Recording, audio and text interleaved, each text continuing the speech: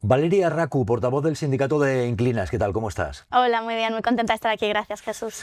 Si viniera alguien, pues no sé, si de otro planeta, y dijera, ¿cuál es el problema que hay en España con la vivienda? Y te pidiera sintetizarlo en un minuto, ¿qué le dirías? El problema principal es que se hace negocio con la vivienda. Yo creo que si hay que resumirlo de alguna manera, es así, ¿no? O sea, la vivienda tiene dos funciones muy claras. La función social, que es la que tenemos todas nosotras, ¿no? Una casa en la que vivir, en la que crecer, en la que desarrollarte, y una función económica, ¿no? Que parece que se le ha dado, que es la de hacer dinero con nuestras vidas. Esas dos funciones no pueden existir al mismo tiempo. Si sube una, baja la otra, ¿no? Y entonces aquí estamos hablando de derechos o de negocio, de que todo el mundo tenga una casa en la que vivir o de que unos pocos se hagan más ricos con nuestro dinero. Y en España lo que ocurre es que se puede hacer negocio con la vivienda y hemos normalizado el rentismo. Hemos normalizado que millones de personas estemos sosteniendo a gente que tiene más casas de las que necesita y se enriquece con ellas. Pero el problema no puede estar tanto es decir, en hacer demasiado negocio. Es decir, quizás hacer negocio no estaría tan mal si no se abusara de hacer negocio. Es decir, en una medida, digamos, intermedia. Igual el problema no es tanto hacer negocio como hacer demasiado negocio. Entiendo a dónde vas y creo que, claro, quieres poner el foco en la especulación, ¿no? En cómo se especula con la vivienda y todo eso. ¿Hasta qué punto? Que decir, yo puedo entender que alguien, oye, haga un negocio con un piso. El problema quizás ha sido cuando el negocio ha llegado a un punto excesivo, ha llegado a un punto en el cual hay gente pues, que tiene problemas serios para acceder a la vivienda y que a lo mejor hay gente que está ganando mucho, pero otros ni siquiera pueden acceder a un techo. Es mi punto de vista. Yo lo que diría, Jesús, es que creo que nos tenemos que preguntar, ¿es legítimo ese sistema? ¿Es legítimo que realmente gente que somos más pobres, que tenemos menos patrimonio, porque lo tenemos, ¿no? Porque hay gente que tiene más casas y nosotros no tenemos ni siquiera una, ¿no? ¿Es legítimo ese sistema que la gente que tenemos menos sostenemos todos los meses con nuestro trabajo, con nuestro esfuerzo, con nuestro salario, a gente que ya son más ricas, que ya tienen una vida asegurada, una vida digna, una vivienda y todo eso? Creo que es desde ahí desde donde lo tenemos que mirar. Por supuesto, creo que todas estamos de acuerdo en que en los últimos 10 años, 15 años, el problema de vivienda se ha acentuado mucho, ¿no? Pero al final lo que pasa es que ocurre lo mismo todo el rato. Antes también se hacía negocio con la vivienda, lo que pasa es que era más compraventa, ¿no? Y así llegamos al boom del 2008. Después del 2008 hubo X cambios políticos, económicos, tanto a nivel global como en España mismo, que nos llevaron a una nueva realidad, que es la de los alquileres, ¿no? Y es la que estamos sufriendo ahora mismo las millones de personas que no tenemos el control sobre nuestra vivienda y dependemos de otros, de caseros que se quieren forrar con nuestro trabajo para tener una vivienda, ¿no?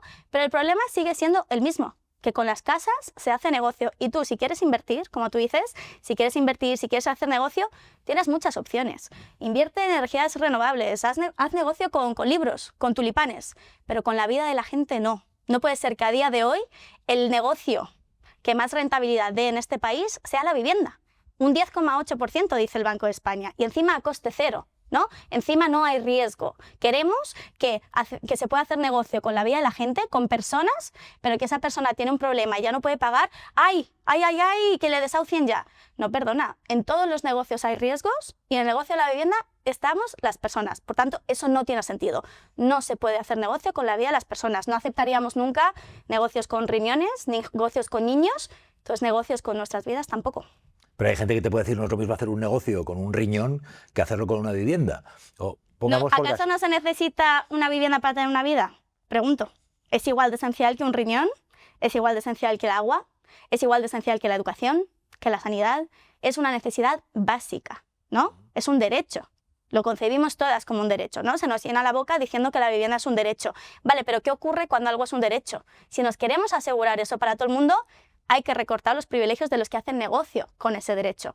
Para tener una vida digna, bueno, para tener una vida, más allá de si es digna o no, para tener una vida hace falta una casa. Entonces es igual de esencial que un riñón y lo tenemos que ver así. ¿Qué hacemos con un mercado en el cual puede haber una persona, un ciudadano que ha trabajado un tiempo, que tiene unos ahorros y decide invertirlos en una vivienda para luego alquilarla? En comparación con, pongamos por caso, un fondo que tiene cientos de viviendas y hace un negocio al por mayor.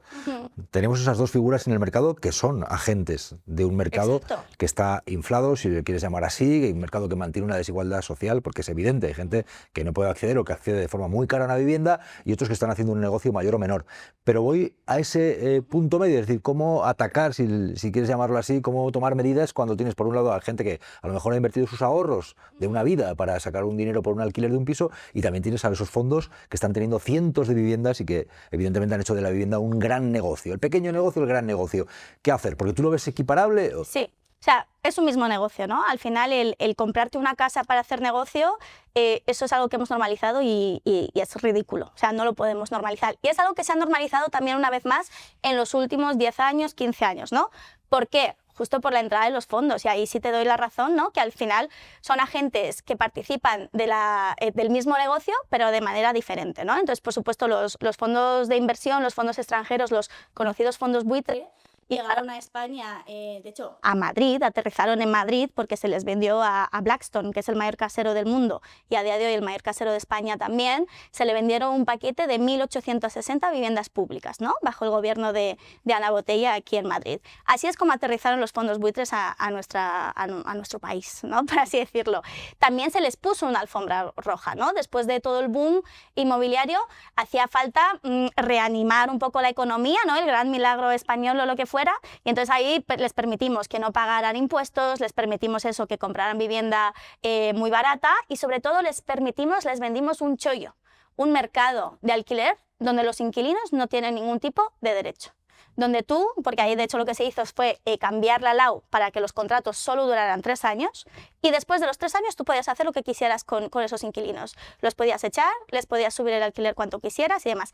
Así es como hemos llegado a este punto, ¿no? Fueron los fondos buitres los que profesionalizaron ese sector del alquiler y crearon todas estas formas de entender el alquiler como una versión. Ahora, a día de hoy, una década después, más de una década después, hacen exactamente lo mismo los fondos de inversión que cualquier casero, ¿no? Porque se comportan exactamente igual. Al final hemos interiorizado esta manera de sacarle máxima rentabilidad a un bien de primera necesidad que necesitamos todas las personas del mundo, y por tanto actúan igual. Y aquí yo metería un tercer agente, las agencias inmobiliarias, ¿no? Las agencias inmobiliarias justo lo que hacen es organizar a esos caseros particulares, ¿no? Esa figura en la que muchas veces nos resguardamos porque nos parece más cómodo, ¿no? Está claro que los fondos son muy malos, pero hombre, ¿qué le vamos a decir al pobre Paco del tercero C? Si es mi amigo toda la vida, no pasa nada por invertir. Lo normalizamos, lo naturalizamos, y en realidad está haciendo el mismo negocio, y ahí las agencias inmobiliarias son claves. No sé si lo notáis en vuestros barrios,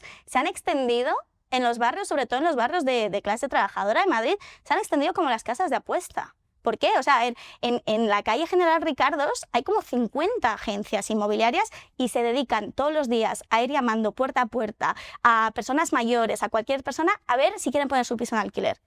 Ahí lo que estamos haciendo es organizar el rentismo. Por eso tenemos que tener muy claro que lo que hay que hacer es acabar con el rentismo, romper con todos los privilegios que tienen los rentistas a día de hoy, porque en el otro lado estamos millones de personas que no podemos ahorrar, que no podemos tener una vida, que no llegamos a fin de mes mientras otros viven a nuestra costa.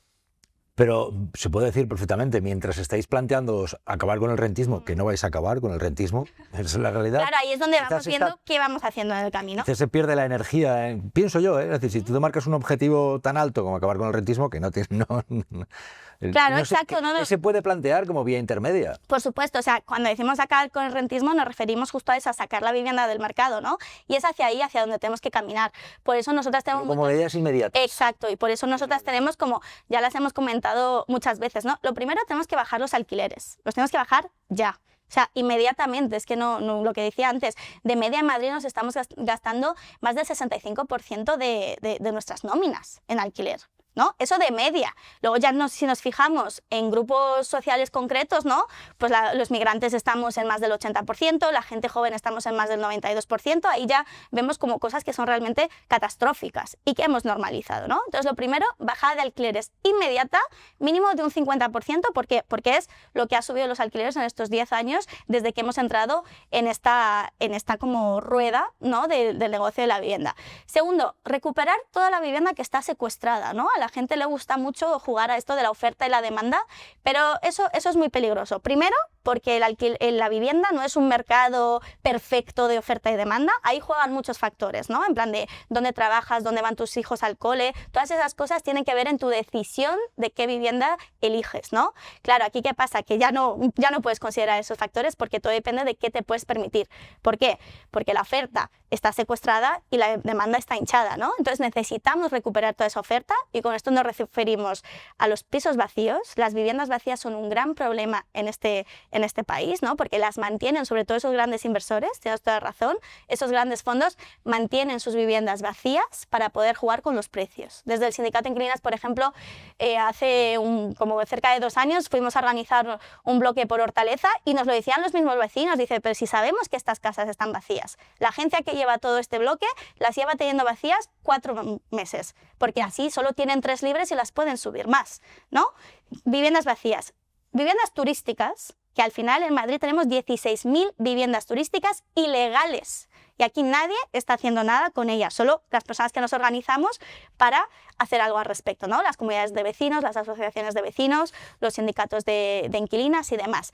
Y la tercera oferta secuestrada, por supuesto, el alquiler por habitaciones, ¿no? Esa es la otra manera en la que, como ha habido esta farsa regulación, ¿no?, de la ley de vivienda, que en realidad ya ves tú, una de las medidas más ineficientes que hemos tenido en este país en los últimos años.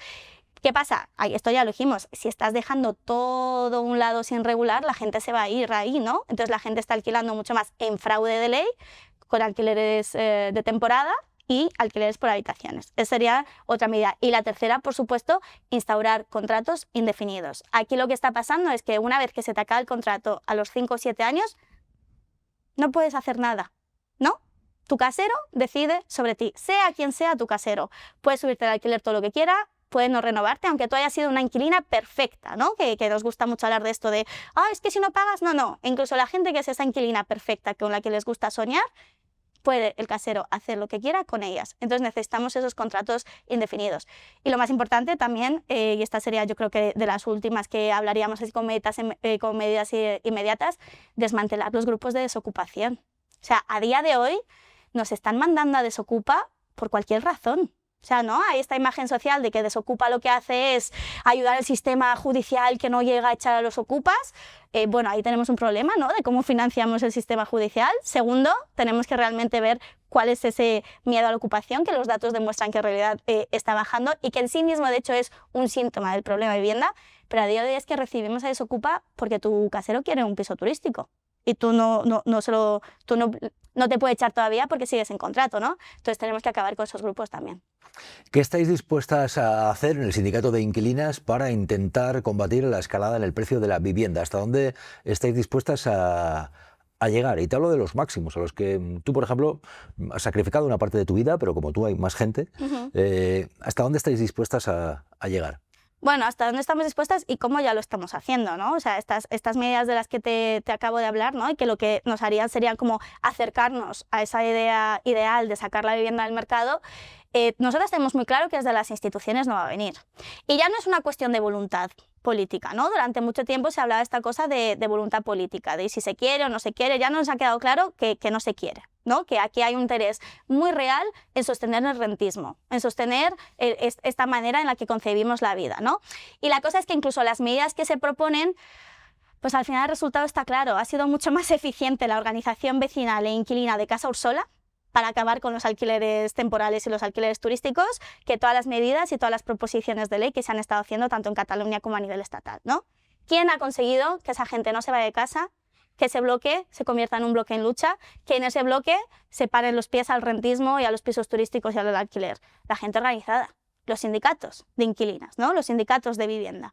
Entonces eso lo tenemos muy claro, es por ahí. Por eso nosotras también tenemos un plan, ¿no? Ya desde la movilización del 13 de octubre en Madrid lo dejamos muy claro.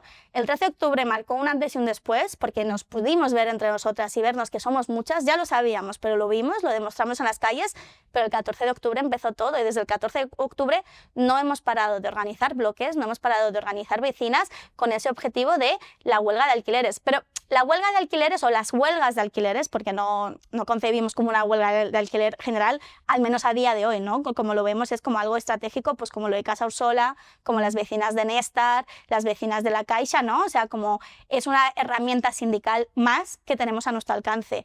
Pero es eso, ¿no? Al final tenemos que entender que es la medida más eficaz de conseguir lo que conseguimos, lo que queremos lograr, ¿no?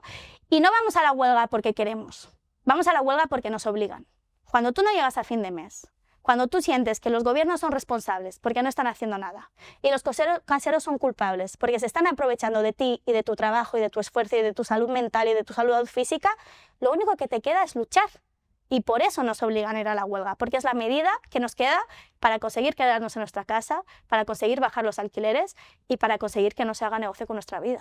¿Qué tipo de huelga y cómo se hace esa huelga? Bueno, pues una huelga al final todos lo concebimos, ¿no? O sea, lo que es retener lo que tú dispones, ¿no? En laboral lo tenemos muy claro, tú retienes pues tu fuerza de trabajo, ¿no? Tú retienes el ir al trabajo o lo que fuera.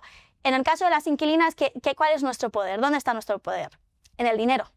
Sostenemos al rentismo con nuestro dinero, ¿no? Entonces consiguen eso, consiguen jugar con esa transacción, ¿no? Que hemos normalizado a principios de mes. Entonces hay muchas formas de hacer huelgas de alquiler. Por ejemplo, las inquilinas de Néstar están haciendo una huelga de alquiler en la que no pagan las cláusulas abusivas, ¿no? O sea, su casero, el Fondo de Inversión Néstar La Zora, les obliga a pagar el IBI, la comunidad, la tasa de basuras, un seguro de impago. Estas cosas no las deberíamos pagar bajo ningún concepto, ¿no? Podemos plantear si hay que pagar alquiler o no, pero estas 4 cosas no las tendríamos que pagar bajo ningún concepto. Son cosas de las que se beneficia el propietario, ¿no? El casero, en este caso el rentista. Entonces han hecho una huelga de alquiler en las que están reteniendo ese pago.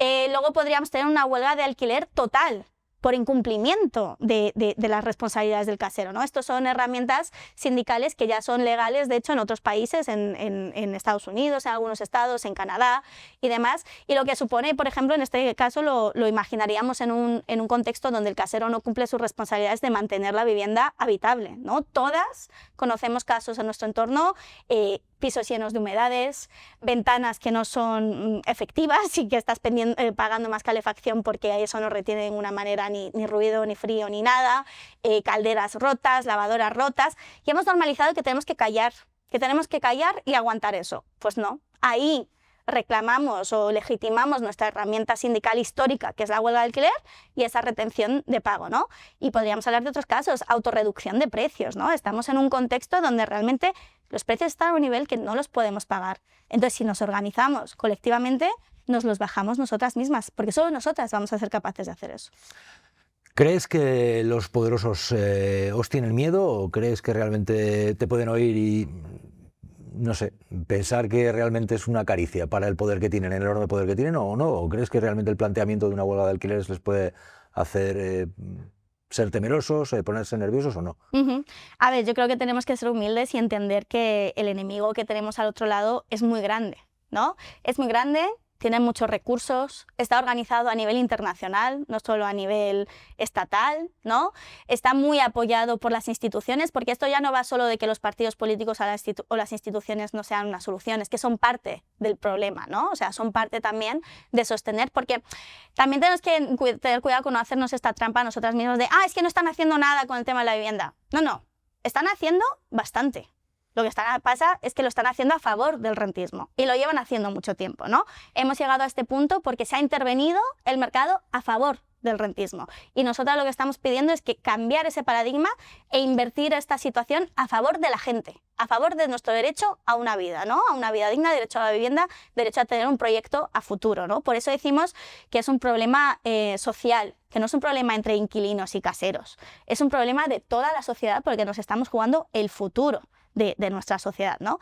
Y también aquí tenemos que, cuando digo que tenemos que ser humildes, eso tiene más recursos, está muy organizado y también tiene a una gran parte de la población a su favor, ¿no? Y aquí es donde entra en juego que nosotras hacemos mucho hincapié en distinguir entre rentistas y propietarios, ¿no? O sea, hay muchos propietarios en España, mucha gente que tiene vivienda en propiedad, hay muy pocos caseros. hay muy pocos rentistas. No llega al 6%, al 7%. Los datos bailan porque encima no tenemos muchos datos porque nunca ha interesado mirar bien qué está pasando ahí, ¿no? Lo que pasa es que a día de hoy muchos propietarios se ven más a sí mismos del lado del rentismo, ¿no? Como, o bien porque te proyectas a futuro como una posible inversión, ¿no? Que comentabas, o bien porque sientes tu propiedad privada tan atacada que esto no tiene sentido, ¿no? Y yo creo que aquí nuestra labor es esa, es tener en claro que tenemos que deslegitimar el rentismo, que el rentismo no es bueno para nadie, ni para los propietarios, ni para los caseros, ni para los inquilinos, ¿no? El rentismo no es productivo, no es economía productiva, no crea nada. No genera riqueza para el país, no genera más trabajos, solo extrae rentas, extrae beneficio de gente más pobre. Y eso siempre es malo para el conjunto de la sociedad, ¿no? Ahora, teniendo en cuenta lo poderosos que son, como tú dices, creo que sí les estamos empezando a dar mucho miedo. Yo te digo que en los últimos meses el sindicato de inquilinas ha recibido más hate, amenazas, comentarios negativos y todo eso que nunca antes. ¿Por qué ocurre eso? Porque de repente, ¿no? La gente se está dando cuenta de que aquí somos muchas personas que estamos empezando a entender que esto no es legítimo, que esto no tiene sentido, que ya no queremos sostener un sistema parasitario, no queremos sostener a parásitos sociales, que son los caseros, los fondos de inversión, los bancos, y nos estamos organizando. Llevamos mucho tiempo organizadas, ¿no? El movimiento de vivienda lleva existiendo mucho tiempo, pero también hemos tenido victorias muy grandes en los últimos años, ¿no? Victorias que se podría decir que son pequeñas, pero son muy grandes porque son muy simbólicas. El Sindicato de Inquilinos de Madrid logramos sentar a una mesa de negociación al mayor casero del mundo, a Blackstone, y le arrebatamos nuevos contratos cuando se supone que nos tenía que echar sin problemas, ¿no? Eso es lo que le vendieron en el 2013. Casa Ursola, todos hemos visto lo que han conseguido en el último mes, ¿no? Han conseguido que una ciudad entera se replantee cuál es el modelo de ciudad que quiere, ¿no? Lo mismo que aquí en Madrid con otros bloques en lucha como Tribulete. Entonces estamos dando mucho miedo y estamos orgullosas de dar miedo, porque lo tienen que tener, porque ya no vamos a aceptar esto. ¿El poder tiene que tener miedo? Claro que tiene que tener miedo, pero más que el poder tenga que tener miedo, aquí hay que darle la vuelta a la tortilla y entender que el poder lo tenemos nosotras, ¿no? Creo que ese es el enfoque. Nuestro objetivo no es darle miedo al poder. Eso ya, que ellos solos vean qué hacen y cómo se estructuran entre sí y cómo responden a lo que estamos haciendo. Para nosotras la prioridad es que entre las personas que vivimos de alquiler, las personas que no tenemos el control sobre nuestra vivienda, nos miremos, nos veamos, sintamos reflejadas en las vidas del otro, ¿no? Rompamos con estas ideas que nos han querido instaurar de hay algunos vulnerables, otros no. No, el rentismo nos hace vulnerables a todas, ¿no? Y ahí estamos juntas en esto.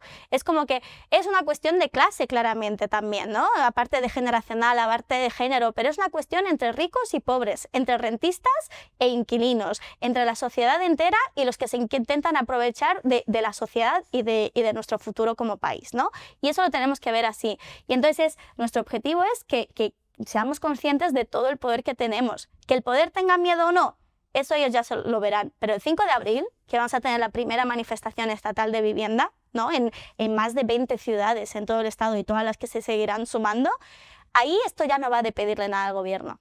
Le llevamos pidiendo al gobierno, a las instituciones, a los caseros, muchas cosas, mucho tiempo. Desde solidaridad, ¿no? Que le pedía la ministra, hasta cualquier mínima medida como no pagar los honorarios y que a día de hoy seguimos pagando honorarios. Solo logramos no pagar honorarios si estamos organizados en un sindicato de inquilinas. Somos nosotras los que estamos logrando que no se paguen honorarios. No lo están consiguiendo las instituciones, a pesar de que hay una ley, ¿no?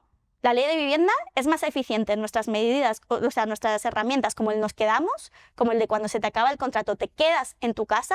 Eso es más eficiente que la ley de vivienda, que supuestamente regula los precios. Entonces, de eso va el 5 de abril. El 5 de abril va de demostrar todo el poder que tenemos nosotras y ya el otro poder que vea qué quiere hacer con ello, si quiere tener miedo o quiere hacer otras cosas. ¿Pero qué ocurrirá el 5 de abril?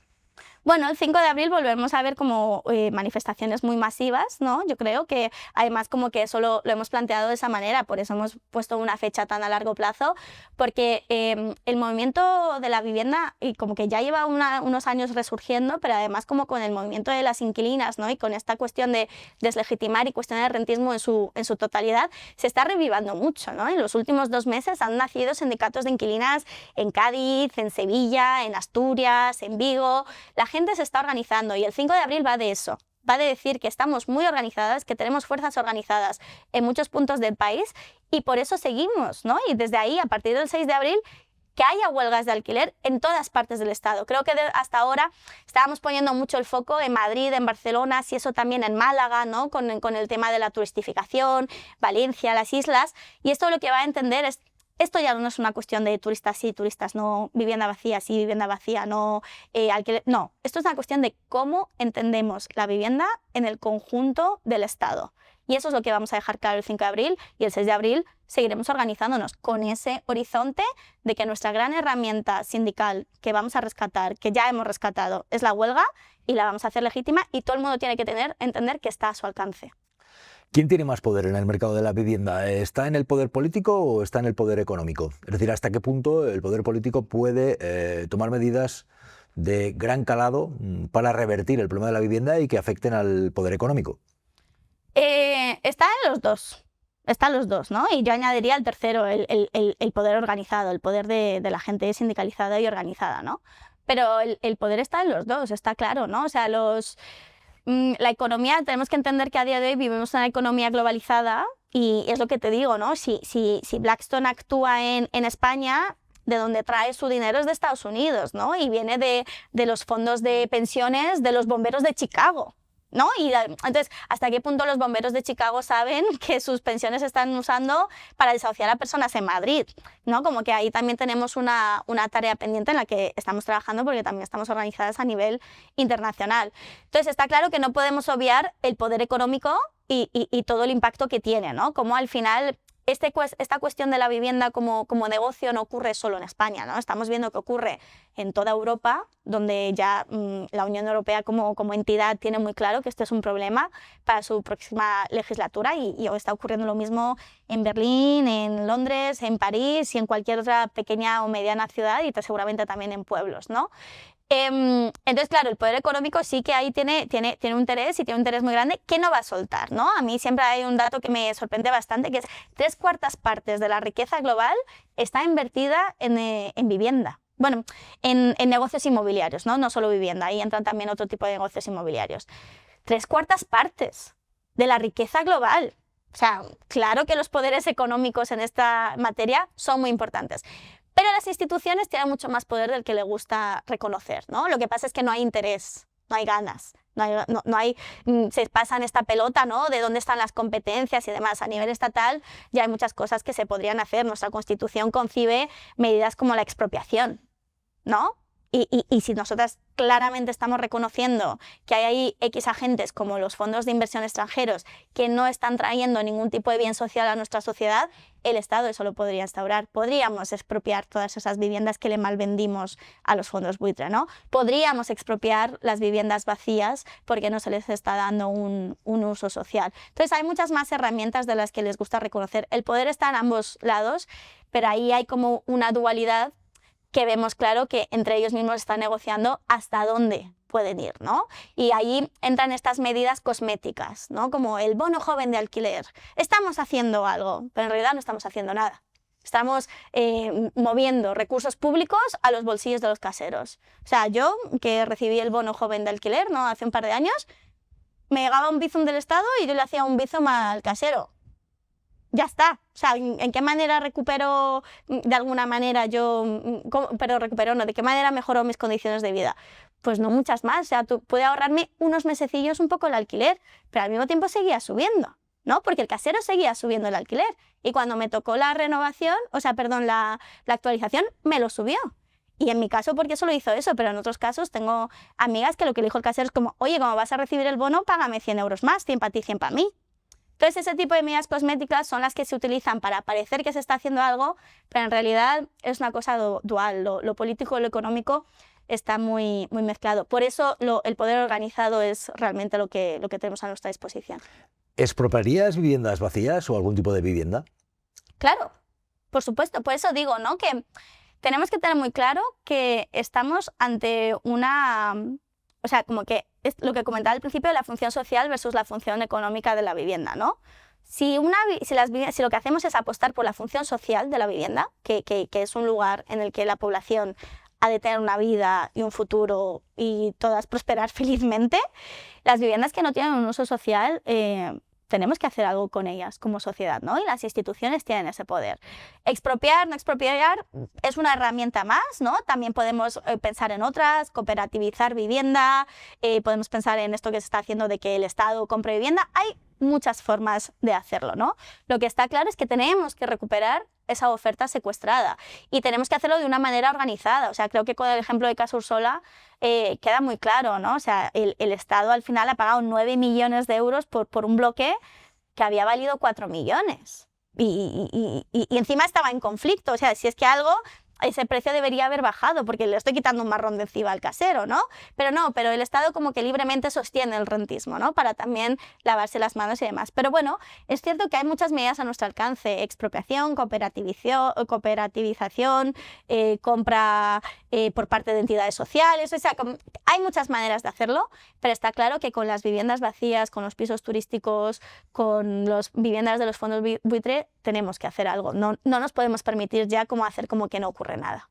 ¿Es viable una sociedad en la que hay gente que está pagando 1000 y pico por un alquiler y gana por su trabajo al mes 1000 y pico? No, claro que no es ¿Y eso viable. cómo puede acabar? Claro que no es viable y es lo que está pasando, ¿no? ¿Cómo puede ser que tengamos un salario mínimo ahora que no llega a los 1.200, ¿no? Como más o menos alrededor de ahí, de 1.100 o lo que fuera, y los alquileres? Yo que estaba buscando piso recientemente, no hay pisos de 2 habitaciones en Madrid por menos de 1.000 euros. Es que muy pocos casos te encuentras, ¿no? Eso no es factible. Es verdad que aquí mucha gente se va rápidamente al tenemos que subir los salarios. Si subimos los salarios, todo va bien. Por supuesto, hay que subir los salarios, ¿no? O sea, vivimos con una precariedad en este país que hemos normalizado y que en otras partes del mundo estaría totalmente como desnaturalizada, ¿no? Pero aquí tenemos que tener mucho cuidado. No tiene sentido subir los salarios sin intervenir el mercado de vivienda o sin intervenir el negocio de la vivienda a favor de la gente, ¿no? Sin cortar con ese negocio. Porque si suben los salarios, va a seguir subiendo el precio. Esto es lo mismo que con la construcción. Mucha gente se va a la solución es construir más vivienda, porque si tenemos más vivienda, el mercado se autorregula solo. No. Es lo mismo. En 2008 se construían, bueno, antes de 2008 se construían casas a tutiplén y eso seguía subiendo, ¿no? Tenemos que entender que aquí lo que ocurre es que estamos en una economía especulativa. De lo que estamos hablando es de el valor que podría llegar a tener esta vivienda, ¿no? O sea, y eso es lo que hace que juguemos todo el rato a que valga más. Esto todas lo hemos oído en nuestros entornos. Invierte en vivienda, que eso siempre vale más, ¿no? Hemos normalizado esa idea. Entonces, ante eso, subir salarios sin intervenir el mercado de alquiler, construir más sin acabar con el negocio de la vivienda, es como poner la calefacción sin cerrar las ventanas. O sea, tú le sigues metiendo a eso, pero las reglas del juego siguen siendo las mismas. Entonces, no, lo primero que hay que hacer es bajar alquileres, regular alquileres una vez que estén bajados, no toparlos. Es que además la sociedad está a favor de estas medidas. O sea, recientemente, perdona porque ahora no me acuerdo de cuál era la fuente, pero recientemente leía un informe de encuestas, no sé si de la Vaguada, no me acuerdo del dato, perdona, de la fuente, pero que más del 60% de la población está a favor de topar precios de alquiler. Más del 60% de la población está a favor de acabar con los pisos turísticos. O sea, son cosas que como sociedad ya entendemos y sabemos que se han de hacer. Pero las instituciones nunca van a estar a la altura, ¿no? Entonces lo tenemos que hacer nosotras. Y esto no va tampoco de que nos organicemos en sindicatos de inquilinas o en el movimiento de vivienda porque así presionamos a las instituciones. No va de eso. Va de hacerlo nosotras. Va de establecer nuestras propias estructuras que somos capaces de hacer eso. Y te vuelvo a decir, nosotras en el sindicato somos capaces de quedarnos en casa. Cuando la ley supuestamente dice que te tienes que ir si se acaba el contrato. Pues gracias a que tenemos un sindicato, tenemos herramientas para negociar con el casero, para conseguir un nuevo contrato, para que no suba el alquiler y demás, ¿no? Por eso la gente de izquierdas, progresista, la gente que lo tenemos muy claro, que todo esto tiene sentido, que tiene para nosotras sentido, que no podemos sostener un sistema parasitario, nos tenemos que afiliar a los sindicatos de inquilinas, igual que nos hemos afiliado a los sindicatos laborales, ¿no? Entender que son esas estructuras populares nuestras las que van a conseguir que le hagamos frente a lo que está pasando. Cuando ves que hay entidades financieras que están ganando más de 10.000 millones de euros al año, tienen una parte del negocio que está en las hipotecas, evidentemente, y al mismo tiempo hay gente que tiene serias dificultades para acceder a una vivienda. ¿Qué está ocurriendo ahí? ¿Y qué harías? Pues, ¿qué está ocurriendo ahí? Pues vemos las consecuencias de décadas de negocio inmobiliario, ¿no? Lo que estamos viendo es, pues eso, agencias inmobiliarias, ¿no? que salen como setitas en todos lados. Vemos bancos que a día de hoy siguen desahuciando, ¿no? Aquí tenemos que tener muy claro, a día de hoy sigue habiendo más de 80 desahucios al día. Y ya no estamos en esas imágenes de desahucios por ejecuciones hipotecarias, ¿no? por hipotecas, porque eso, bueno, la PA hizo una labor increíble, ¿no? Después de la crisis y legitimó mucho la lucha en contra de los desahucios hipotecarios y demás.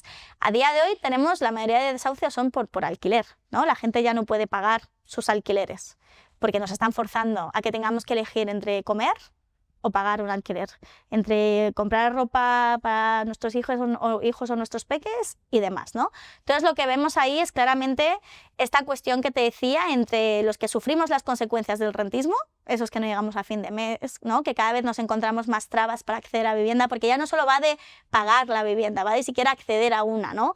Y aquí el racismo inmobiliario es loco. Y las agencias inmobiliarias juegan ese rol en concreto, ¿no? Las agencias inmobiliarias, porque los fondos y los grandes bancos y las grandes fortunas ya tienen sus propios sistemas montados. Pero esos pequeños propietarios, ¿no? Con los que tanto solidaridad solemos tener, al final están organizados en agencias inmobiliarias y son las agencias las que les hacen el trabajo sucio de pues no te cojo a gente migrante, pues no te cojo a gente que suena con un acento raro, pues me miro el nombre y ya veo. Entonces también entra esa cuestión de que ni siquiera podemos acceder a vivienda, ¿no? Y tenemos familias enteras que viven en habitaciones.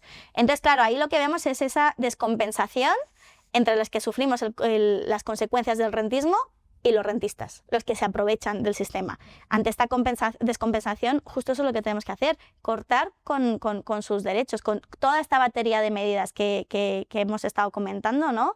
En esta conversación y muchas más. O sea, no hay una fórmula mágica. Igual que no hay una fórmula mágica para la rentabilidad de una casa, ¿no? No hay una fórmula mágica económica, es una persona la que te está dando esa rentabilidad. No hay una fórmula mágica para solucionar este problema en el que llevamos más de 4 décadas metidos, ¿no? Y sobre todo la última década. Pero lo que sí que tenemos que empezar a entender todas es que todas las medidas tienen que estar orientadas hacia acabar con el negocio de la vivienda, ¿no? Hacia sacar la vivienda al mercado. Cualquier medida que no vaya de eso va a ser inútil. Si no se arregla el problema del precio de la vivienda, ¿crees que puede haber un estallido social? Sí, yo creo que ya llevamos meses que vemos que este es el principal problema de la sociedad en nuestro país, ¿no? O sea, pero ya no es porque nos lo cuenten, ya no es porque lo digan las encuestas, ya no es porque lo digan los medios de comunicación, es porque lo sentimos. Yo creo que a día de hoy no hay ni una persona en este país que no esté atravesada de alguna manera por el problema de vivienda o no tenga cerca a gente que esté atravesada por este problema, ¿no? Entonces, claro que sí. Tú cuando no puedes sostener la vida, tú cuando tienes que elegir entre diferentes áreas de tu vida que son igual de esenciales, ahí a ti se te está llevando a un punto donde vas a tener que hacer algo al respecto, ¿no? Por eso también está creciendo la organización inquilina. Porque hasta ahora lo que muchas hemos normalizado es que pues lo pasamos mal, lo llevamos mal, es un sentimiento de culpa, ¿no? Soy yo que no me estoy esforzando lo suficiente, soy yo que toma una mala decisión con mis decisiones profesionales y no gano lo suficiente, cuando podría estar ganando 60.000 si trabajo en no sé dónde, ¿no? Como lo llevamos mucho a esta cuestión individual, soy yo que es que no he encontrado un buen chollo. Y aquí lo que está empezando a pasar es que cada vez somos más las que nos damos cuenta que no es una cosa individual, es una cosa colectiva, es una cosa estructural y tenemos herramientas para hacerle frente, tenemos herramientas para forzar ese estallido, ¿no? Creo que a la vez, claro, ese estallido va a tener que venir de la mano de otras cosas que también acabarán pasando, ¿no? En cualquier momento que tengamos una crisis más acuciada, ya sea por trabajo, ¿no? Porque falte trabajo por alguna razón, por alguna otra guerra, por este tipo de conflictos globales que nos afectan, ¿no? Más pandemias y demás, lo de la vivienda está ahí a flor de piel. Pero bueno, nuestro objetivo también es ese, ¿no? Y no desde el punto de vista de, queremos crear una guerra civil, que nos lo dicen mucho en comentarios en Twitter. Lo que queremos realmente es aprovechar esta brecha social. Estamos ante una gran oportunidad para cambiar el paradigma, ¿no? O sea, estas son cosas, por eso decimos que tenemos que tener muy claro que el poder lo tenemos nosotras, porque desde los partidos políticos, desde las instituciones, incluso los partidos políticos más alineados, ¿no? Que mucha gente se podría ver reflejada en Podemos, en Sumar, en el PSOE, no va a venir desde ahí, porque lo que estamos haciendo es que necesitamos un cambio de paradigma total y absoluto. Y esos cambios de paradigma solo los ha forzado históricamente la gente organizada, ¿no? O sea, la jornada de 8 horas la conseguimos gracias al movimiento obrero. La abolición de la esclavitud se consiguió gracias a que se organizó el movimiento antirracista, ¿no? Y abolicionista de la esclavitud. Los feminismos, todos los derechos de las mujeres y las disidencias, es la población organizada la que lo ha conseguido. Y pasa exactamente lo mismo con la vivienda. Tú ahora mismo, imagínate, es hipotético, no digo que vaya a ocurrir, ni menos de hoy a mañana, pero imagínate, llegas a ser elegida presidenta del gobierno, estás en el despacho, ¿qué 3 medidas aprobarías que crees que arreglarían el tema de la vivienda o aminorarían la dificultad que tiene? Vuelvo a decir que aquí las que somos capaces de hacerlo somos la gente organizada, pero yo creo que es eso, si Pedro Sánchez mañana tiene que hacer algo, sería justo esas cosas, ¿no? Yo creo que... ¿Cuáles? Dime 3. 3. Bajada de alquileres al 50% y una vez que estén bajados regularlos. Recuperación de la oferta secuestrada, ¿no? O sea, pisos turísticos, vivienda vacía, alquiler por habitaciones, recuperarlas de cualquier manera, ya sea expropiación, cooperativización, cualquier manera, hay que recuperarlas. Y la tercera, contratos indefinidos para todas las personas. Y la cuarta, desocupa, desmantelar los grupos de desocupación. Con esas 4 medidas, al día siguiente estamos en un escenario mucho mejor y estamos un poco más cerca de sacar la vivienda al mercado. ¿Y lo ves viable? Claro que sería viable, claro que sí. Son cosas que se pueden hacer y se deben hacer, y son cosas que podemos hacer nosotras mismas aunque las instituciones no lo hagan. O sea, los contratos indefinidos los instauramos cuando nos quedamos en casa. La recuperación de vivienda los instauramos cuando no nos vamos después de un contrato de temporada, ¿no? O cuando un contrato de habitaciones no aceptas esa subida o no aceptas como te ningunean gracias a ella. A desocupa, la hacemos frente a nosotras. Nosotras en el sindicato de inquilinas hemos logrado que empresas de desocupación dejen de actuar con nuestras compañeras, ¿no? Con gente afiliada al sindicato. Lo hemos logrado nosotras. No por mucho que, es que supuestamente ya es ilegal lo que hacen. Bueno, lo siguen haciendo. Hace 2 días, literalmente, a una compañera, a un compañero del sindicato le metieron mierda en la cerradura. Eso se está permitiendo. Eso se está permitiendo. Y las únicas que estamos logrando que no se haga somos los sindicatos de inquilinas, las asambleas de vivienda, el movimiento de vivienda. Entonces nos tenemos que dar cuenta de eso. En tu caso, ¿has llegado a tener presiones, a sentir miedo por haber cogido la voz del sindicato de inquilinas, de defender la voz de gente que está sufriendo el problema de la vivienda? No, para nada. También porque yo no soy la única portavoz del sindicato de inquilinas, ¿no? O sea, yo soy una de ellas. Además, como que nosotras eso lo tenemos muy claro. Esto no va de personificaciones ni nada de eso. Yo entiendo que con la manifestación del 13 de octubre, pues al final a mí muchos medios me conocieron porque fui la que hice esa portavocía, pero nosotras somos muchas y para nada. Yo creo que justo lo que sentimos todas las personas organizadas en el sindicato de inquilinas es que no estamos solas, que el miedo ha cambiado de bando. Es que de verdad, creo que esa es la potencia más grande, ese es el cambio de chip más poderoso que tenemos. Ese momento en el que tú vienes a una asamblea con miedo, sin saber qué hacer, con falta de información, ¿no? Te acercas a un nodo del sindicato, a un evento, a lo que fuera, encuentras a más gente como tú, encuentras un acompañamiento, encuentras información, unas herramientas, unos pasos a seguir, le marcas el primer límite a tu casero, le dices un no por primera vez, ¿no? Ante su quererte subirte más que el IPC, le das un no. Ante que no te arregle la caldera, le das un no. Ante tienes que irte de casa porque viene un hijo al extranjero, que en realidad se llama Airbnb, le dices que no. Con cada uno de esos nos, tú sientes cómo el poder cambia de bando y el miedo cambia de bando también, ¿no? Entonces, no, para nada yo no siento ningún miedo y creo que muchas de mis compañeras tampoco. Y sobre todo, cuando sentimos el miedo, porque sí que lo sentimos en ocasiones, ¿no? Al final, eso, vamos regulando esa balanza de poder, pero la dinámica de poder es muy grande entre inquilinas y caseros, ¿no? Y por eso necesitamos de estas herramientas sindicales y de estas estructuras propias para que esa balanza sea un poco más igualada.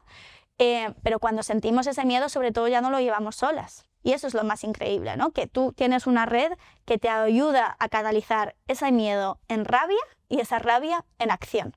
Y ahí está lo potente. Cuando oyes que también está en el discurso gente que dice, esta gente joven no se sacrifica, nosotros cuando teníamos su edad, ¿qué piensas? Porque también a veces se olvida pues, la problemática que tiene la gente de una edad pues, más temprana, pues, por ejemplo, para acceder a la vivienda. Y todavía está ese discurso de nosotros tuvimos que sacar adelante, nosotros sí que sufrimos.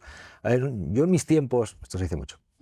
Por supuesto, sí. Yo creo que aquí lo primero es como recalcar que no es un problema generacional, ¿no? O sea, que en este caso yo tengo algunas compañeras de 86 años que se están enfrentando a los mismos problemas que yo, ¿no? Es una cuestión, una vez más, entre rentistas y el resto de la población.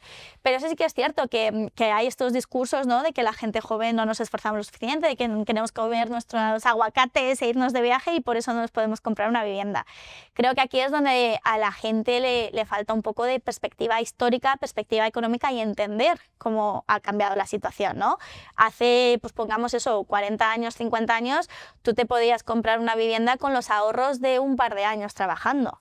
Yo, si me quisiera comprar una vivienda a día de hoy como están los precios y con los salarios que tengo, tendría que ahorrar durante 16 años.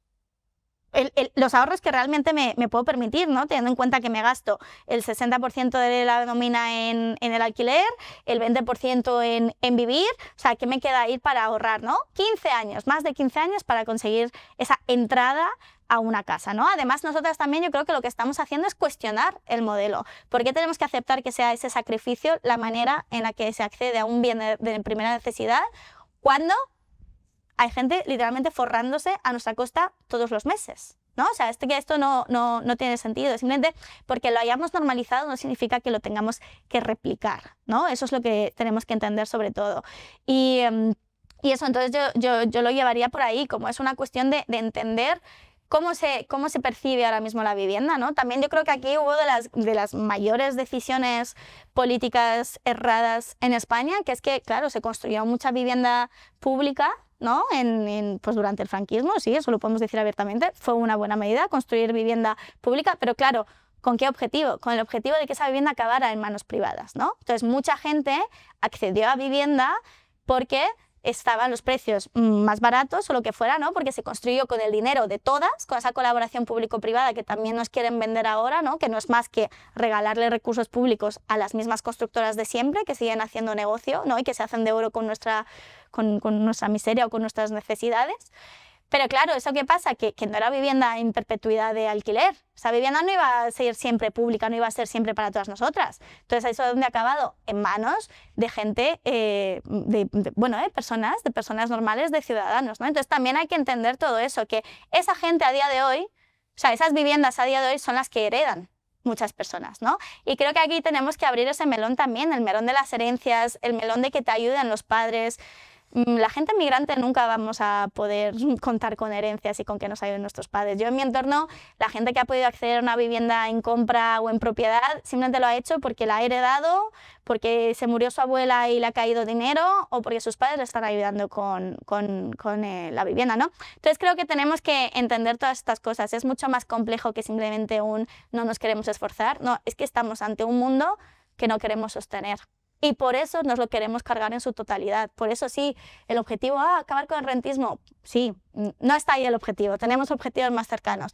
Pero tenemos que tener claro que sí, que el sistema en su modalidad actual es totalmente disfuncional, es parasitario, crea desigualdad, crea pobreza y por tanto no lo queremos sostener y no es culpa nuestra. No es culpa nuestra que no consigamos esos éxitos de casa, trabajo, perro, hijos a los 30, porque en parte ni lo queremos, pero no es culpa nuestra. Estás hablando de tu origen, eres una persona que se ha formado y ha vivido y ha trabajado en varios países. Sí, bueno, como mucha gente, sí, soy una persona más que pues migré aquí cuando era muy pequeña, ¿no? Y a lo largo de mi vida pues he conseguido becas como mucha otra gente, me he ido a vivir fuera también para trabajar, para estudiar y luego he vuelto. ¿Dónde has vivido y dónde te has formado y trabajado? ¿En qué países? esto importante, o sea, como que en parte también... Si tú quieres contarlo, que decir, claro, yo creo que es de esas cosas que tampoco es tan importante. Por desgracia ya hay periodistas que han decidido perder su tiempo en saber más sobre mi vida. Creo que realmente mi vida no es tan relevante para esta lucha, porque una vez más yo soy una militante más, soy una afiliada más al sindicato de inquilinas y soy una persona más que sufre las consecuencias del rentismo. Entonces, en mí se verán reflejadas muchas personas, al igual que en muchos otros perfiles dentro del sindicato, ¿no? Si no quieres contarlo, no lo cuentes, pero yo no veo una pérdida de tiempo en un periodista que pregunte pues, cuál es tu formación, dónde has vivido, lo que has podido hacer. Si no quieres responderlo, no lo respondas, pero no lo veo nada, que decir, no es una pérdida de tiempo.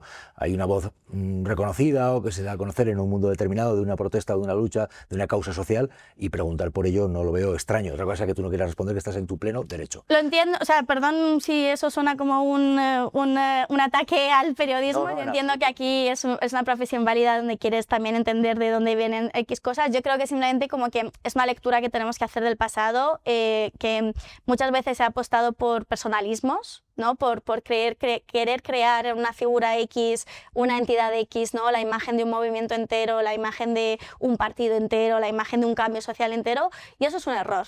Eso es un error, y yo creo que las personas que no vivimos eso, pero que venimos después, ¿no? como parte de la lucha organizada por X derechos, es algo que hemos aprendido también. Entonces, por eso también le quito importancia, porque vuelvo a decir, yo soy una militante más y una afiliada más como las miles que estamos en los sindicatos de inquilinas y en el movimiento de vivienda.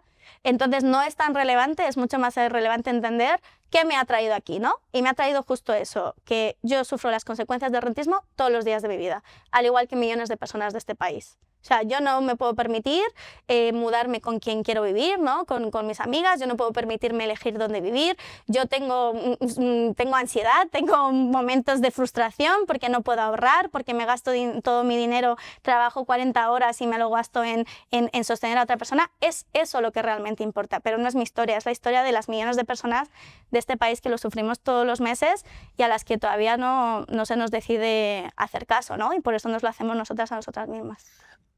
Puede ser muy relevante el hecho de decir, pues estamos hablando con alguien que sufre este problema, que lo ha sufrido en sus propias carnes, que incluso tiene un bagaje, una trayectoria humana en la que ha vivido en países determinados, donde ha visto, donde ha experimentado, a eso me refería también, que me parece que pueda añadir un bagaje. Más allá de eso, ¿tú te ves dando el salto a la política o lo descartas en algún momento? Lo digo porque también se te ha comparado en algún momento, en algunos artículos, con Ada Colau, porque Ada Colau en un momento dado en el que fue una voz especialmente también reconocida y a la que se recurría para preguntar por el problema de la vivienda. A veces he hecho esta comparativa. Te voy a hacer, si te parece, al menos dos preguntas. Sí. Una, ¿te ves dando el salto a la política? ¿Lo descartas? No, para nada. ¿Para nada qué? Perdón, sí, que no me veo dando el salto a la política porque no es el objetivo para nada, ¿no? Como digo, el sindicato de inquilinas tiene muy claro que el objetivo es crear sindicatos fuertes, que sean nuestras propias estructuras, ¿no? De que pongamos nosotras mismas nuestros recursos. El sindicato no recibe financiación de ningún partido político, ninguna financiación pública, ninguna financiación privada. Nuestro dinero viene de nuestras propias cuotas como afiliadas y nuestro objetivo es ese. Nuestro objetivo no es formar cuadros políticos que den el salto a la política institucional. Nuestro objetivo es realmente terminar con los privilegios del rentismo y sacar la vivienda al mercado. Entonces, ¿descartas rotundamente dar el salto a la política en algún momento? Sí. O sea, yo entiendo la comparativa con Ada Colau porque sí, al igual que mucha otra gente, pues vino de movimientos sociales, ¿no? Vino de la PA y demás, pero es de lo que hablaba antes, que al final es un aprendizaje que creo que como militantes, como activistas, como personas organizadas hemos hecho y está bien que lo hayamos hecho. Creo que hay que entender muy bien eso, que las calles no están para forzar a las instituciones, ¿no? Eso es una dinámica a la que las instituciones les gusta mucho recurrir, ¿no? Y a los partidos de izquierdas, ¿no? Decir, venga, que las calles nos fuercen a...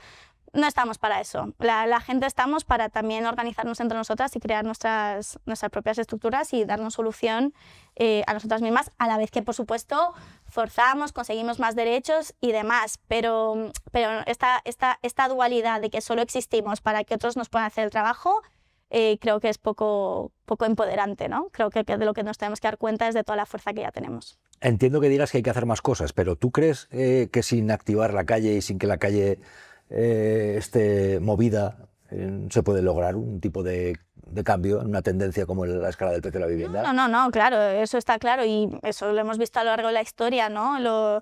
Siempre las instituciones y las políticas públicas van por detrás de donde está la sociedad, por así decirlo, ¿no? Eso está claro y por eso la organización, la movilización es esencial, por supuesto, pero no es nuestro único cometido, ¿no? No es nuestro único objetivo, ¿no? No existimos para darle una razón de ser a los partidos políticos de izquierdas, ¿no? A los partidos institucionales. No existimos para eso.